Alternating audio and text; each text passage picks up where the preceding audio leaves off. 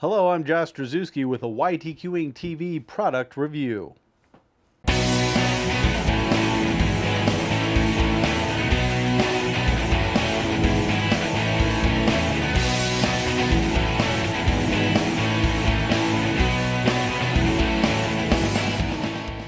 Today we're going to be reviewing the wireless meat thermometer. It's a completely wireless temperature probe that you stick in your meat, and it transmits the temperature information to your phone via their app, meter app. You can get it on both the App Store as well as the Android Marketplace. In this review, we're going to be doing an unboxing, showing what the pairing on the app looks like, doing a temperature check for accuracy, and then we're going to be cooking a bone-in ribeye we got from Eats Custom Meats, one of the stores that carries our barbecue sauce here in Amarillo. And then after that, we'll wrap it all up with our thoughts and what we think about the meter. So with that said, let's get to the unboxing. So here's what you get when you order the Meter wireless meat thermometer. You open it up, it has some social media information as well as their website on the inside lid. And then you pull out the actual storage box or packaging for the meter probe. And inside you'll have the little block that comes with it, as well as a little pamphlet of information. Looked it over, it mostly has information on the internal and external temperature thresholds on what you shouldn't exceed as far as those thermometers go. Here's a look at the actual block.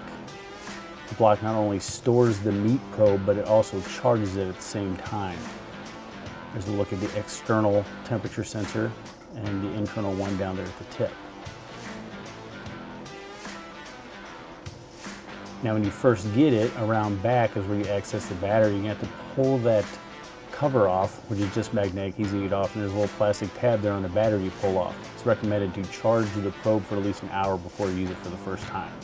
These blocks are also magnetic, so they will stick to your grill or smoker as well.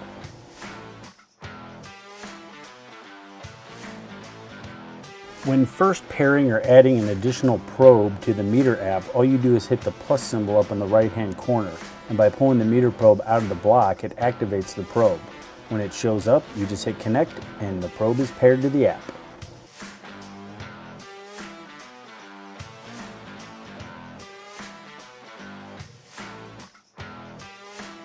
Alright, I found the best way to check the accuracy of any type of thermometer is to do the ice water test, where you fill a glass full of ice completely full, then fill it up with water and let it sit for 3 to 4 minutes.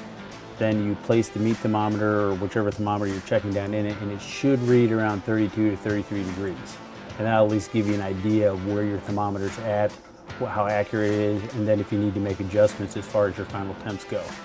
If it only reads 35, then you need to add 3 degrees to whatever your meat thermometer says. But this one seems to be reading pretty accurate.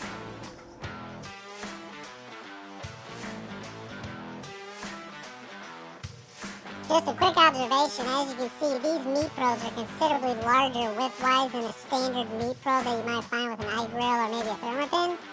So to make inserting these into whatever you're cooking easier, I found either using a wooden skewer or even a toothpick to make a small pilot hole makes inserting these a lot easier.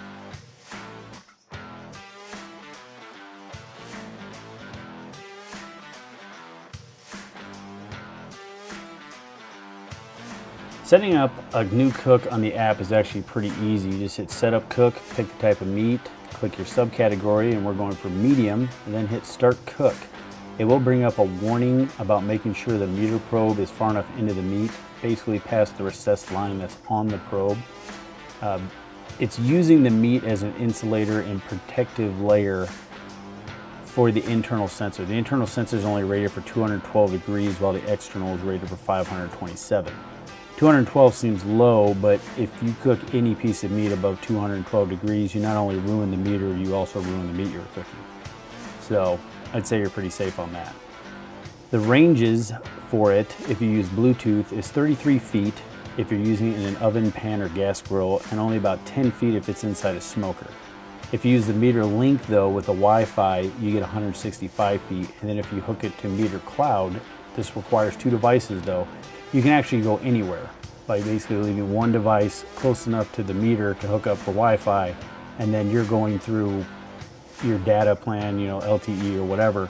As long as you have cell phone service, you can stay connected to the meter. Now we'll tell you when to remove the stake. Now we're resting, and it also brings up a graph showing you how the cook went and where your temperatures grew and fell. Now let's see how we did. This one actually came out more medium rare than medium. I'm going to claim fault for that though, because I flipped the steak too early, as well as the gas grill was actually running out of gas during the cook. It was completely out by the end, so I claim fault for that. So my final thoughts on the Meter wireless smart meat thermometer are this. It's a completely wireless meat thermometer with decent Bluetooth range and unlimited Wi-Fi range if you use 2 smart devices. The app is simple to use and comes with a wide range of preset cooks, but also gives you the option of setting your own temperature as well. Pretty much the only thing I found less than positive about it was the size of the meat probe itself. If you were to want to use it for a barbecue competition, you definitely have to make sure not to place the probe in an area you'd be using for turn-in. Is that a real negative though? I'd say no. I know the probe has to house all the circuitry to make it work, so it's more of a it is what it is kind of thing. I'd rather be able to monitor my cook in a rotisserie with a larger meter probe than having to open the lid, stop the motor, and lose a bunch of heat just to check the temp. At the end of the day, and based on the current performance, we'd have to say that the Meter wireless meat thermometer is Yummy Tummy Barbecue approved. I'm Josh Strzelecki with YTQ Inc. Thanks for watching.